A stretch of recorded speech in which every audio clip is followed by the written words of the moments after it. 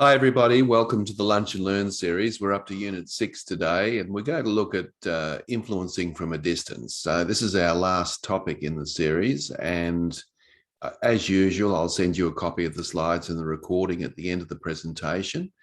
But it's an interesting topic because I guess when you're leading remotely, all you've got is your influence. I mean, certainly you've got your position as the team leader or the manager, but really your job in regard to remote learning is to influence. So I got you to complete the influencing capability profile. And what I want to do really today is debrief you on that and give you some sense of how you can expand your influencing capability. So I'll just share my screen and then we'll launch straight into it.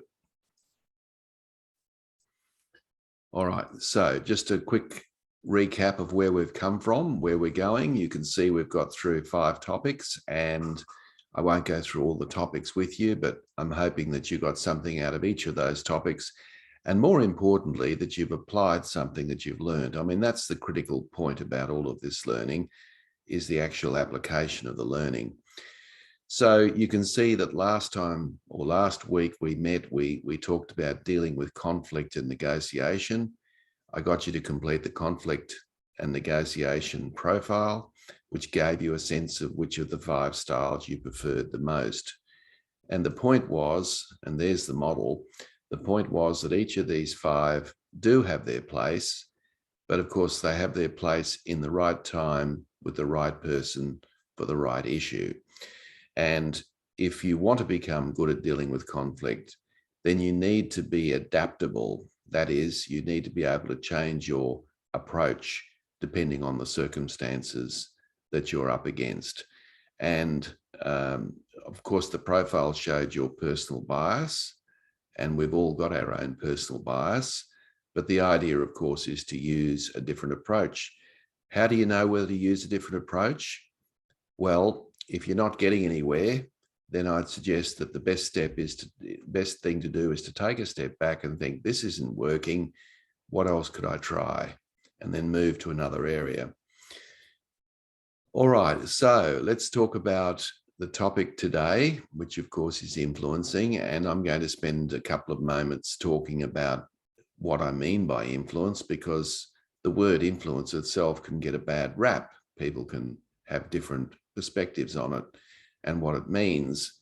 And I'm certainly not talking about it from the point of view of being cunning or manipulative, although, of course, people can influence people by being cunning and manipulative, but that's not what I'm referring to here today.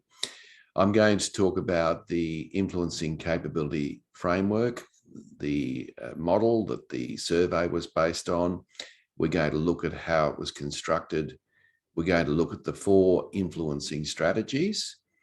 And once I've done that, I'm going to look at some tools that might help you to improve your ability to influence remotely.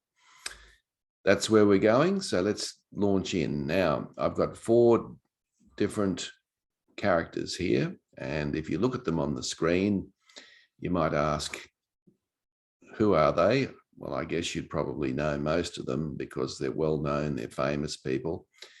I can say to you that 3 of them are dead and 1 is still alive.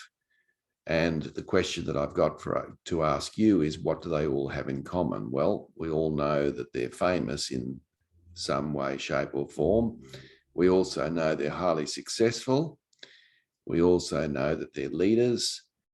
And we also know that they've been hugely, or in one case, hugely influential. And so we can learn something from them in terms of their influencing style, how they've approached influence. So starting at the top on the left-hand side, we've got Dr. Martin Luther King, who was a civil rights activist in the 1960s in the United States, who was tragically assassinated in 1968. And he gave one of the greatest orations of all time in 1964, I Have a Dream. Then moving clockwise, we've got Mother Teresa, who was anointed a saint by the Catholic Church several years ago for her work with the extreme poverty stricken in the streets of Calcutta and Bombay and various parts of the world. We've got Margaret Thatcher, who was the first female Prime Minister of Great Britain, and she served in that position for 11 years, which is an eternity in a modern democracy, or in any era, quite frankly. And people either loved or hated her. There was nothing in between. People knew where they stood, and she did engender emotional reactions from lots of people. And then the only survivor of the four so far is Al Gore, who was the former Vice President of the United States, who lost that very famous election, presidential election in the year 2000 against George W. Bush. And that was decided in the courts from the Florida, the state of Florida. And it was something of the order of 500 votes. It was one of the closest elections, and indeed the most controversial elections of all time. And since he left the White House, he became a climate change activist, and still is. Now, I'm going to use these four people to give some sort of light to the four influencing styles, because each of them has a unique influencing style that's obviously served them well in their careers. And I want to look at them in terms of how they went about what they did. So I just want to set that up. Let's talk about what my definition of influence is. And of course, if you Google the word influence, you'll get millions of definitions. And of course, they're all different. And this is my definition. So this is where I'm going with this. And I would say that influence is the power to make other people agree with your opinions or get them to do what you want willingly and ethically. Now, a couple of key words there. It's about getting people to do what you want, that is, to modify their behavior, or it's about getting them to think differently about something. So two things that come into play there. Now, the other aspect of that definition that's important is the words willingly and ethically. So it is about doing it in such a way that it's transparent and that the other person knows that they're being influenced and are quite happy to be influenced on the basis of what you're doing or not doing. So that's my definition. And so I'm really coming at it from an ethical point of view.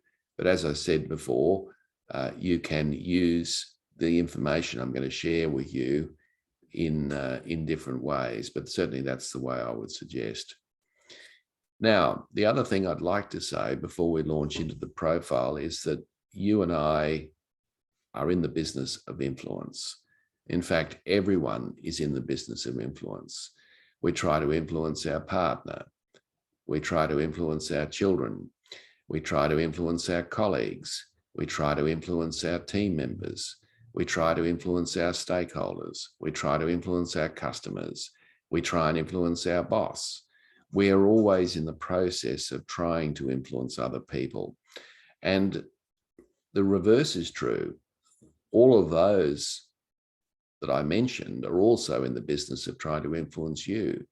So the whole world is a network of people trying to influence each other about a certain way of thinking or about doing certain things. So we need to acknowledge as leaders that we're actually in the business of influence. I mean, that's a really good starting point, because if we don't accept that, then, we're obviously not going to want to embrace a way of being able to influence what we're doing. Now, when we're influencing people, there are three characteristics that go on, and these are important. First of all, each of us have our own preferred style and approach of influence. And what the influencing capability profile was doing, if you've done it already, is it was giving you a sense of what your preferred style is and approach. Because by knowing that, you probably now are aware that you're using that perhaps more often than you would be using the other styles and approaches. Why? Well, you feel comfortable using them. And the only unfortunate problem with that, of course, is that if you're using a preferred style, sometimes that preferred style isn't applicable to the situation that you're in. So a person that wants to improve their influencing capability should be able to fluctuate from one style and approach to another. So that's one characteristic. Another characteristic, of course, is that the other person or persons that you're trying to influence also has a personal style and approach. Now, they may not have done the influencing capability profile, but nevertheless, they'll have their own orientation, their own way of going about persuading other people.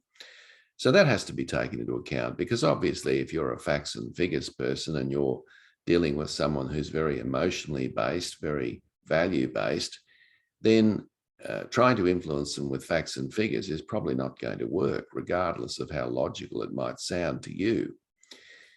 Now, the third variable in all of this is the context. Obviously, the situation will depend as well, will have a bearing. Now, of course, in an emergency, you have to just deal with the emergency quickly. So it knocks out one of the styles, which is the collaborative style. So you put all those three things together and it sort of gives you a bit of a formula about how you should try and influence other people. Now, of course, we don't sit around all day, working on, what's my style, what's their style, what's the context. But I think the key point out of all of this is that if plan A doesn't work and the glaze goes in the eyes of the other person, it's obvious you're not getting through, then please change, try another approach, because obviously the approach you're using isn't working. So that's the key point out of today, is to be able to be flexible in your approach. And I'm going to explain how to do that with a context of working remotely, of course. Okay. Now, this is the influencing capability profile. You can see here that it's a typical 2x2 matrix. And you can see that up the top there, you've got a push style and a pull style. So what do we mean by push and pull? Well, push, someone who has more of a push style is more driving, they're more proposing, they're more conveyors of information. There's a tendency that they will block out or shut out other people's perspectives, and they'll take the idea to the person. On the other hand, the pull style is more of an enabling and style. It's more flexible in the sense that it's seeking out information and bouncing off that information and working with the other person in a more collaborative approach. Now, neither of those two is superior to the other. It really depends, as I mentioned earlier, on the three variables I mentioned: you, the other person, and of course, the situation that you're in. So that's one set of variables. Now, the other one is the logical and emotional approach over on the left-hand side. So logical approach, as you could probably imagine, deals with facts and logic and evidence and rationale and structure and measurement. These are the key indicators of a person who prefers to use a logical approach. But on the other hand, the emotional approach is far more around feelings and perceptions and values and beliefs and morale and so forth and so on. So obviously there can be a clash there if somebody is very belief-based and they're trying to influence someone who's very logical. The logical person will be asking for the evidence, and the belief-based person will be saying, well, look, it's fairly obvious because it's unfair, or, so there'll be this sort of clash. And I'm sure you've all been in those sort of situations. It can be enormously frustrating when you're dealing with others. So what that means now is that we've got 4 different strategies for dealing with, when we're actually trying to influence. We've got the investigation strategy, which is a push logical approach. We've got the motivation strategy, which is a push emotional approach. We've got the calculation strategy, which is a pull logical approach. And we've got the collaboration strategy, which is a pull emotional approach. So what we're going to do now is we'll look at each of those in some detail and try and understand what what works and how it works and when it works.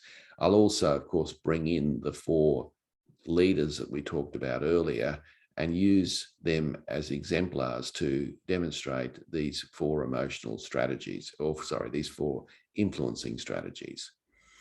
Okay, so before I go any further, in your profile, this is probably one of the most important pages in the profile. What this shows you, of course, is the distribution of preferences. And you'll notice that each of the influencing strategies, investigation, motivation, calculation, and collaboration, are supported by 4 capabilities. So ultimately, the model has 16 influencing capabilities. And in your survey that you completed and the subsequent report, you'll get a percentage for each of those. So it gives you some sense of how each of those compare. And of course, you can see at first glance here that this person is more heavily favored to a logical approach. Why? Well, 70% over on the left-hand side falls into the logical approach and 53% into the emotional. And in terms of their style, it's pretty even, 63 push versus 40 versus 60 pull. And then you can delve in a bit deeper and have a look at some of the percentages. And where I suggest you work on is you look at your lower percentages relative to the others, and you start working on these to start to think, how can I inject more of those in my remote conversations with my team members? And the other side of it that's important is these relatively high scores. You need to make sure that you don't overuse them, because you feel comfortable in these. So this person obviously feels very comfortable at gathering evidence, and they see it as an integral part of persuading other people. Now, that's fine, but they may spend too much time gathering evidence when evidence isn't required. So my point is, you can overuse the things that you feel comfortable with, and you can underuse the things that you don't feel comfortable with. The idea is to feel comfortable using all 16 capabilities in the right place at the right time with the right person. And if you can do that, you'll find that you're broadening your array of possibilities around how you can influence other people. All right, so moving on, let's have a look at the investigator. Now, I call this the inquisitive investigator because investigators like to marshal their facts and figures and assertively advance their arguments. And they'll use logic to persuade and tend to be methodical and structured in their approach. And of the 4 leaders that we looked at earlier, Al Gore fits that model very well. So he was the logical one. He was a very good debater. He's able to marshal his facts and figures. And if you've ever seen that famous YouTube video, The Inconvenient Truth, which I think is updated, you'll notice that there's no shortage of graphs, charts, statistics, and analysis. And he uses those to try to convince us that we need to do something about climate change. So I would suggest that he'd be a good exemplar of somebody that uses investigation. Now, if you think about occupations that require this kind of skill, we're probably thinking police, we're probably thinking scientists and researchers. I mean, police have to gather evidence after a crime. They have to put it together in a cohesive format, and they put it before a court of law, and either the magistrate or the judge or in fact the jury will make a decision based on the evidence. Scientists and researchers do the same thing. They propose a hypothesis, They go off and investigate it using a rigorous research methodology, and often those research papers or theses can be extremely, they can be extremely influential depending on their timing and what they're looking at. So there's a couple of occupations that would thrive on that. Now, I'd make the point that not all police would be in investigator, would be, and I'd make another point that not all scientists and researchers would be using this strategy all the time. But as an occupation, certainly it is favoured in this area. So where this would be very, very useful is where you've got workplace incidents such as safety or harassment. Now, in a remote working environment, of course, you're not there, and often there are still conflicts and incidents that do occur that do require you to investigate. And if you don't do that thoroughly, then you could well be sort of accused of being biased or sloppy or something along those lines. People would expect you to do a thorough investigation in that regard. But on the other hand, if there's a large-scale change initiative where you actually want the hearts and minds of the people, you want them to be completely committed emotionally as well as logically, then I suspect that this is not the best way to go. You'd probably use a more collaborative style in order to get people to be persuaded. And that's why many years ago, the retreats were so popular, because teams of managers could go away for a weekend and look at their strategic vision, and they could look at their mission statement and their purpose, and working together as a team, they could come up with a new strategic plan. And the reason it was so effective, of course, is that everyone had a stake in it, and it was done on the basis of collaboration rather than investigation. Now, the second one that's logical is the clear calculator. Now, calculators are noted for being very clear, that people sort of know where they stand. If you had a good teacher that taught you at school, for example, and someone that you respected highly, I suspect that they probably used collaboration. In other words, you knew where the line in the sand was, and you knew not to overstep the mark, and you kind of knew what's expected. And calculators like to promote the positives of their proposal, and at the same time, they'll highlight the weaknesses of the current position.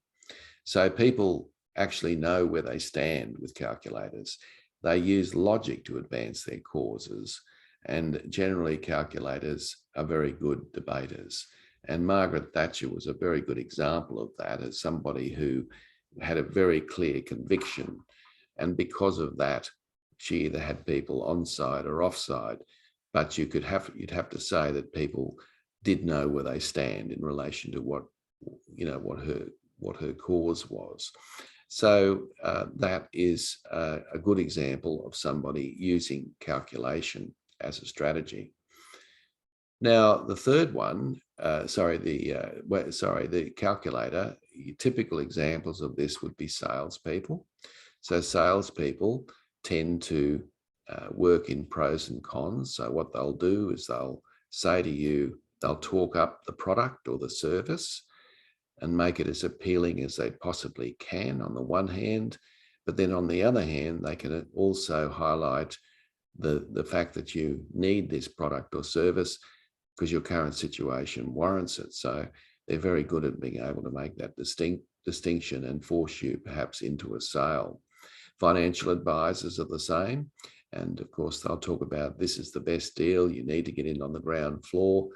Animal trainers will often use rewards and punishment in order to get the animals to do their feats. Of course, teachers, as I mentioned, will often trade in calculation. So any workplace change that will affect employees and their working methods will require a leader to sell the positives of the change. So, for example, if people had to do some online training around harassment and bullying legislation, then you know, the important point there is to talk about what the advantages are for the individual, but also the disadvantages of not doing it. And so that the person starts to think, well, I really don't have any choice. So that would be useful, but in situations where the direction's vague and unclear, so for example, your belief that we should create a new market for a product, if that's not clear, then people want to know the facts. They want to know the lie of the land. They want to know exactly what you're proposing, because if they're not quite clear, it's no good selling the benefits of it unless they're absolutely crystal clear about what it is that you're actually proposing. So calculation, typical managers and leaders who like to calculate are people who will often look at key performance indicators, and they'll often fall back on these to make decisions. So what I've shared with you now is the two logical approaches. Now let's look at the two emotional approaches. And the first one is the mindful motivator. And motivators have a tendency to use emotion to influence. So they use words, and they're big picture thinkers. They'll often link a cause to a compelling vision of the future. They'll often have a way with words, and they can define a simple and convincing vision. So most entrepreneurs would fit this model, and they surround themselves, of course, with detailed people to make that happen. Now, Martin Luther King was such a person, and if you get a chance to listen to his speech, I Have a Dream, you'll find it's very interesting. There are no facts in that speech whatsoever, because I've listened to it several times, but there are beautiful phrases and great rhetoric. The timing's beautiful. Everything about it is very convincing. And his message, of course, is that we need to do something about civil rights. And bear in mind, he gave this speech in 1964, and many would argue there's still a long way to go. But he was definitely a mindful motivator of the four leaders. Now, as I mentioned, entrepreneurs fit this bill, and you've got advertising executives as well. And of course, they've only got a split second to get your attention and keep your attention. And of course, they'll use a big picture message to try to get you in. They don't have the time nor the facility to be able to give you all the details and facts. PR agents are the same, artistic directors. So all of these people trade in a big vision.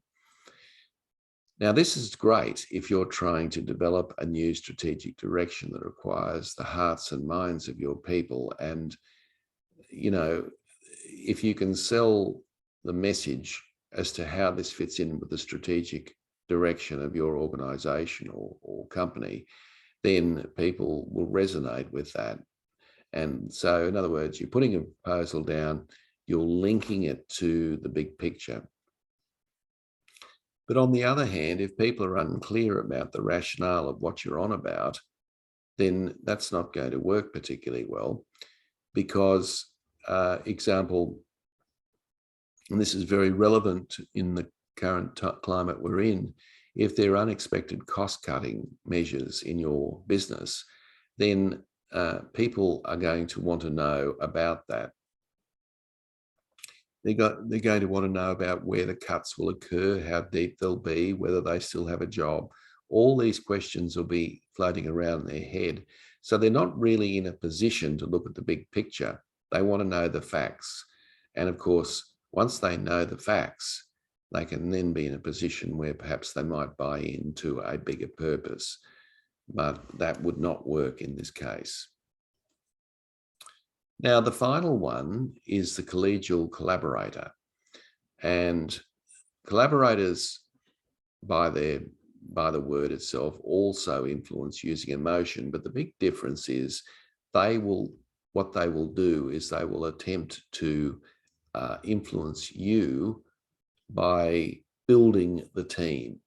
So they're very, very good team builders. They'll persuade people by being involved in the conversation and the decision-making process.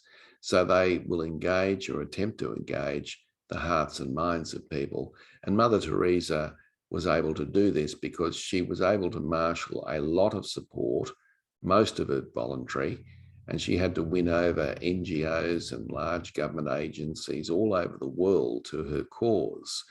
So she obviously would have had to have done a lot of collaboration in order to get that moving and happening. That didn't just happen by accident. So obviously collaboration was an extremely important influencing style for Mother Teresa. Now, if you're thinking about typical occupations that might cover this, you've got conductors of an orchestra. Now, a conductor of an orchestra doesn't play a musical instrument, but what they do is defer to different sections of the orchestra at different times to produce a beautiful ensemble.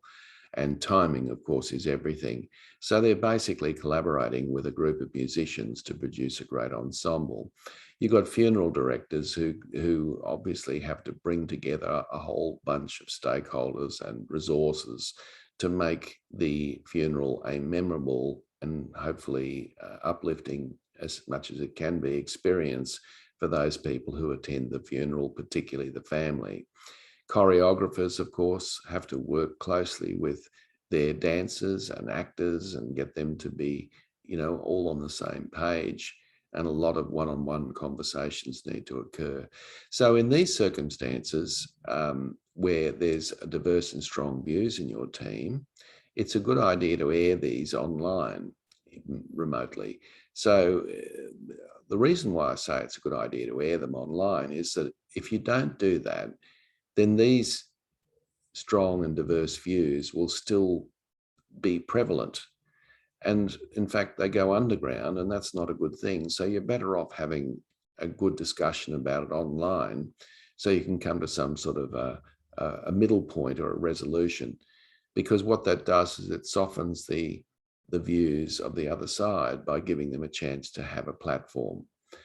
So that would work extremely well. But of course, people need to know the logic and the rationale behind a decision. So for example, if your business was introducing a new CRM system, then clearly your team is going to want to be engaged and involved in that decision, particularly your customer service officers.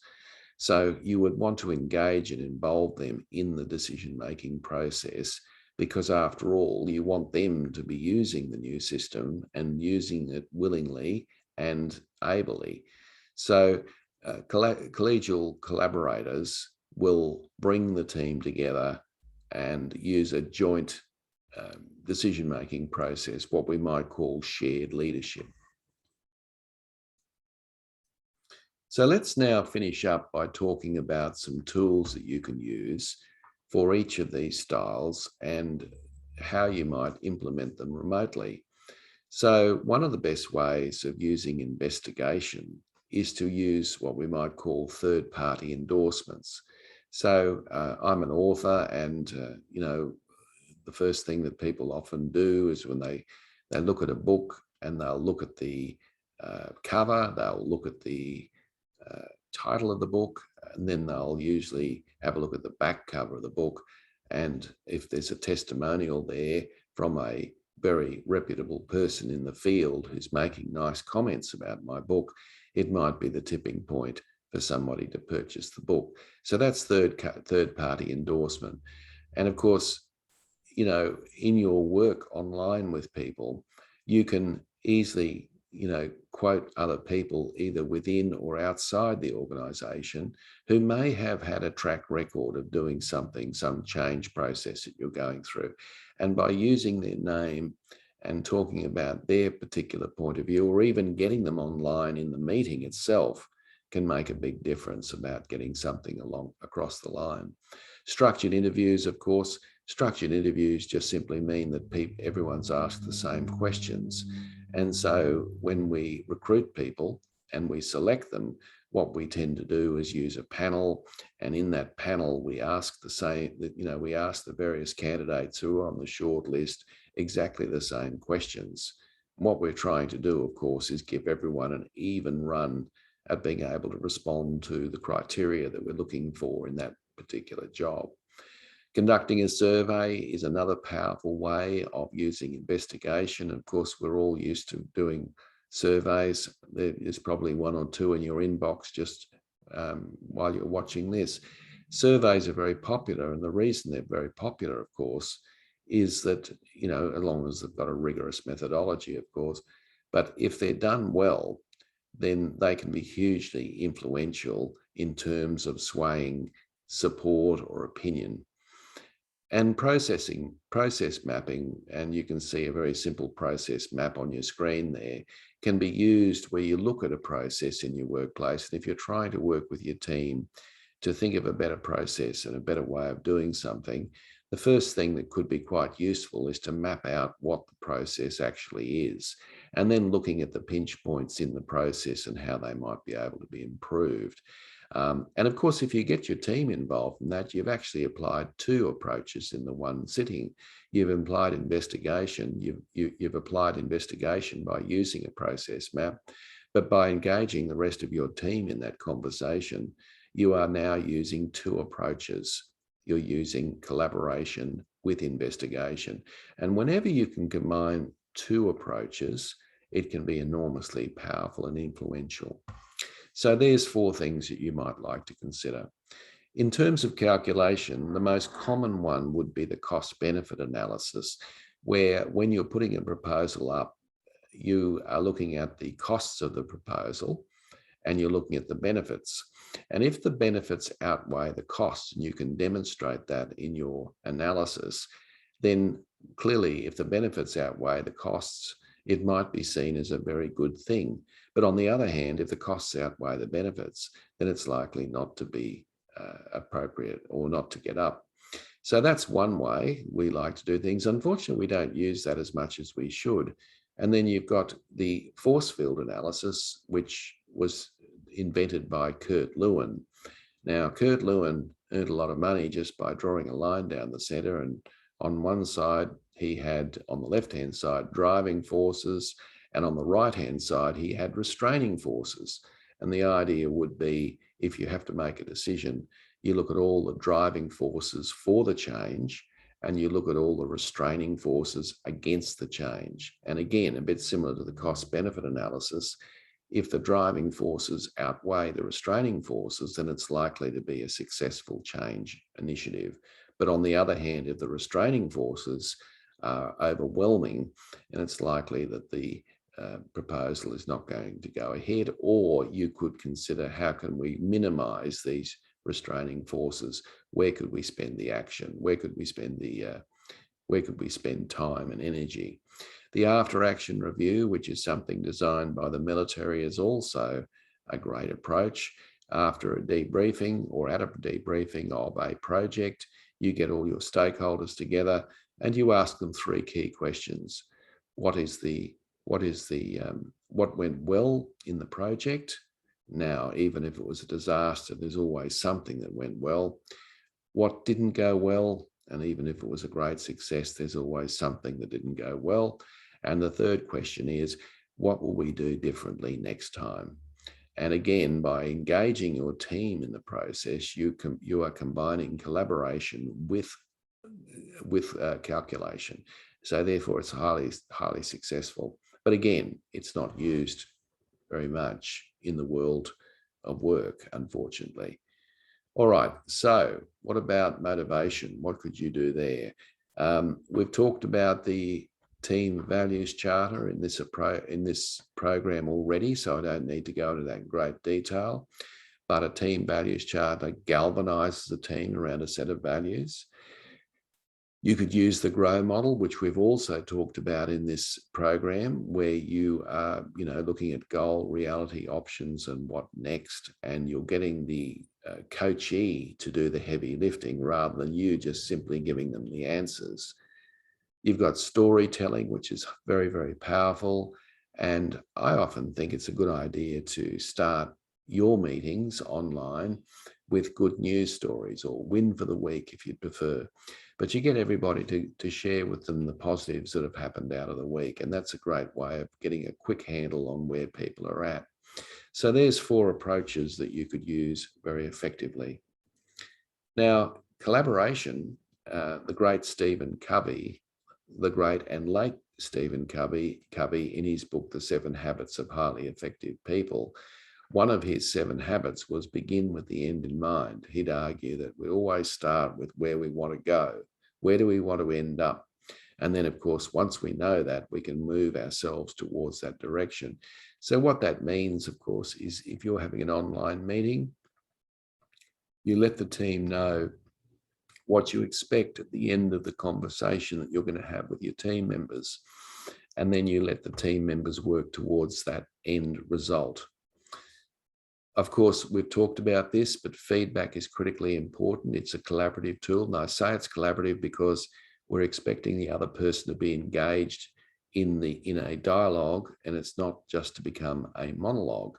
And of course, paraphrasing and active listening is another very good approach to use as well. So there are some approaches. My book, The New Influencing Toolkit, has 64 different approaches. Obviously, I don't have time to go through all of those with you, but you might like to get a copy of that. Okay, so what's the key point here? And I guess your homework is to exercise the different forms of influence depending on the situation you're in and the person you're dealing with. So what I want you to actually do is to consciously, and work remotely, I want you to consciously, when you're in your conversations with your team members, either over the phone or via Zoom or whatever medium you're using, I want you to vary your influencing style so that you're incorporating investigation, calculation, motivation, and collaboration as much as you possibly can. And by doing that, you're bumping up your chances of persuading the other person to either do something differently or to think differently about a particular issue. So that's the homework.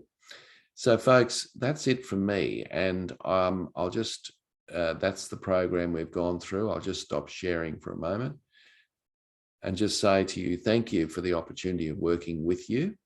And I've enjoyed the opportunity of working with you over the last, well, it's been 6 weeks, actually. It's gone very quickly. And I hope that you've actually been able to apply some of the things that you've learned and put them into practice. But I just wanted to thank you very much for the opportunity of working with you.